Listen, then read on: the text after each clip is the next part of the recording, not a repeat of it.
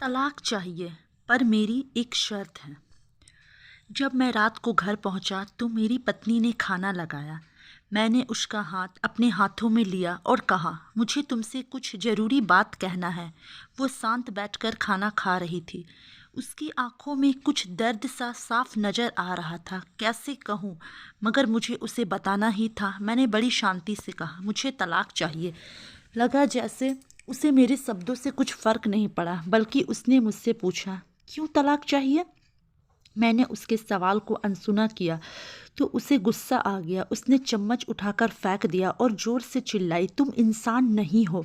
उस रात हमने एक दूसरे से बात नहीं की। वो रो रही थी। मुझे पता था कि वह जानना चाहती थी कि आखिर ऐसा क्या हुआ जो हमारा रिश्ता टूटने की कगार पर आ गया। वह मेरे लिए उसके सवालों का जवाब दे पाना नामुमकिन था। मैं अब किसी और से प्यार करने लगा हूँ। अब मुझे उससे प्यार नहीं रहा। मैंने उसके बरसों के प्यार की सज़ा दी थी। भरे मन से मैंने तलाक के पेपर तैयार किए। उसमें लिखा था कि वह पूरा घर, कार और कंपनी की 30% शेयर ले सकती है इस तलाक के बदले में। लेकिन उसने उन पेपर्स को देखा और उनके टुकड़े टुकड़े कर दिए। वो औरत जिसने मेरे साथ जीवन के 10 साल बिताए थे, वो आज मेरे लिए अनजान हो चुकी थी। मुझे इन 10 सालों का जो उसने मेरे लिए बर्बाद किए, मगर मैं क्या करूं। जो हो चुका था उसे मैं बदल नहीं सकता था, क्योंकि मैं किसी और से, अपनी पत्नी से भी ज़्यादा प्यार करने लगा था। आखिरकार उसके सब्र का बांध टूट गया और वो फुट फुट कर मेरे सामने रोने लगी।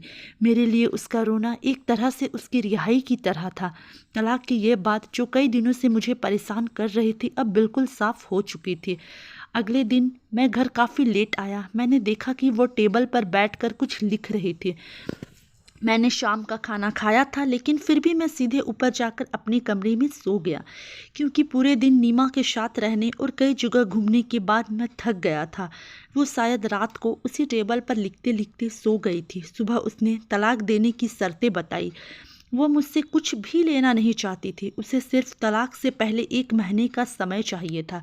उसने कहा कि इस 1 महीने में हम दोनों वही पुराना वाला जीवन जिए जितना हो सके, क्योंकि आने वाले महीने में हमारे बेटे की परीक्षा है। वो नहीं चाहती थी कि हमारे टूटे रिश्ते का असर उसकी पढ़ाई लिखाई पर पड़े। मुझे भी यह ठीक लगा, मगर वो कुछ और भी चाहती थी। जैसे शादी के दिन मैं उसे उठाकर अपने रूम तक ले गया था, उसी तरह हर रोज़ 1 महीने तक मैं उसे ऊपर उठा के ले जाऊं। लेकिन फिर भी मैं सीधे ऊपर जाकर अपने कमरे में सो गया था, क्योंकि पूरा दिन नीमा के साथ रहने और कई जगह घूमने के बाद मैं थक गया था। वो शायद रात को उसी टेबल पर लिखते लिखते सो गई थी। सुबह उसने तलाक देने की शर्तें बताई।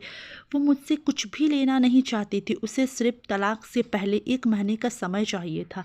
उसने कहा कि इस 1 महीने में हम दोनों वही पुराना वाला जीवन जिए जितना हो सके, क्योंकि आने वाले महीने में हमारे बेटे की परीक्षा है और वो नहीं चाहते थे कि हमारे टूटे रिश्ते का असर हमारी पढ़ाई पर पड़े।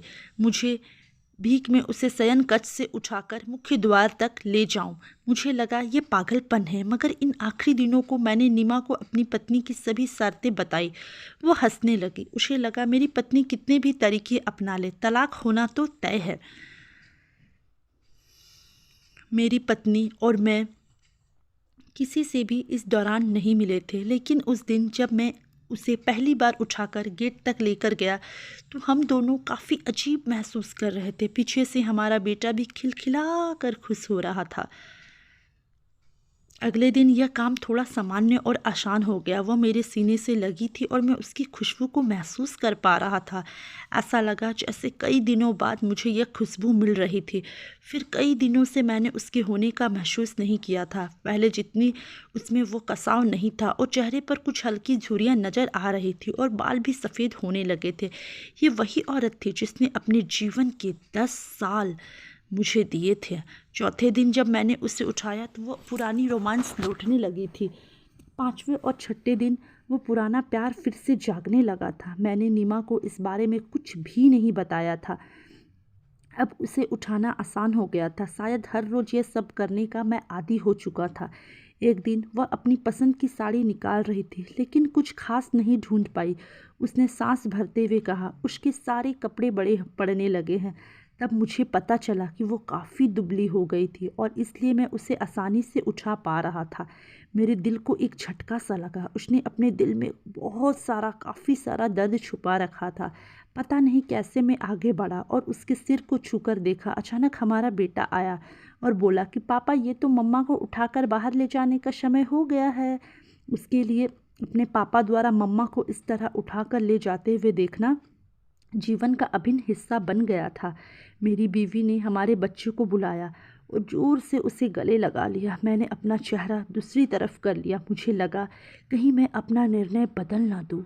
मैंने अपनी पत्नी को रोज़ की तरह उठाया और बेडरूम से सिटिंग रूम होते हुए हॉल तक लाया, मगर उसका इतना कम वज़न मुझे परेशान कर रहा था।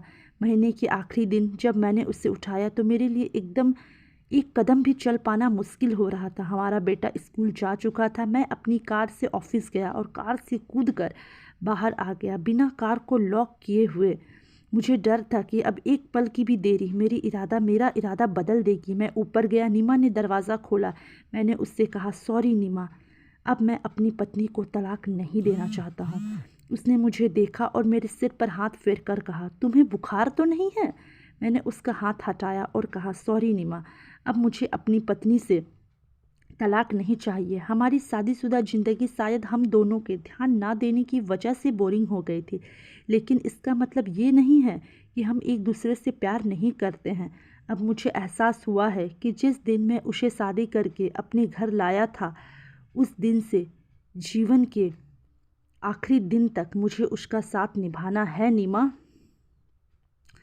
नीमा के तो होश उड़ गए। उसने मुझे एक जोरदार चांटा जड़ दिया मेरे मुंह पर। अब वो रोने लगी और दरवाज़ा अंदर से बंद कर लिया। मैं सीढ़ियों से नीचे उतरा और आकर अपनी कार में बैठ गया। आगे एक फूल वाले की दुकान पर रुका और अपनी प्यारी पत्नी के लिए एक सुंदर सा गुलदस्ता लिया। दुकानदार ने पूछा, इस पर क्या लिखना है?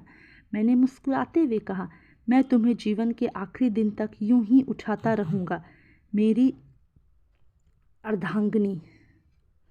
उस शाम जब मैं घर आया, हाथों में गुलदस्ता लिए, मेरे चेहरे पर एक मुस्कान थी। मैं ऊपर अपने कमरे की तरफ भाग कर गया, लेकिन तब तक वह मुझे छोड़कर इस दुनिया से जा चुकी थी, हमेशा के लिए। वह कई महीनों से कैंसर से लड़ रही थी, लेकिन मैं नीमा के साथ इतना खोया हुआ था कि कभी भी मैं उस पर ध्यान नहीं दे पाया। उसे पता था कि वह जल्दी ही मुझे छोड़कर जाने वाली है, इसलिए वह मुझे और मेरे बेटे के रिश्ते को टूटने से बचाना चाहती थी। मैं नीच उससे तलाक लेना चाहता था, लेकिन फिर भी उसने मुझे अपने बच्चे की नज़रों में एक प्यारा पति और एक पिता बना दिया था। तो दोस्तों, इस कहानी से हमें यही सीख मिलती है कि जीवन की छोटी छोटी बातें रिश्तों में बहुत महत्व रखती है। बड़ा घर, बड़ी कार और बैंक बैलेंस, ये सब खुशियों का हिस्सा जरूर बन सकती है, मगर अपनों के बिना इनकी कोई कीमत नहीं होती है। इसलिए अपनी को समय दे। पति और पत्नी दोनों को अपने रिश्ते को सम्मान करना चाहिए और अपने रिश्ते को बचाने की हर हाल में कोशिश करना चाहिए। तो अगर आप चैनल में नए हैं तो चैनल को सब्सक्राइब ज़रूर कर दें।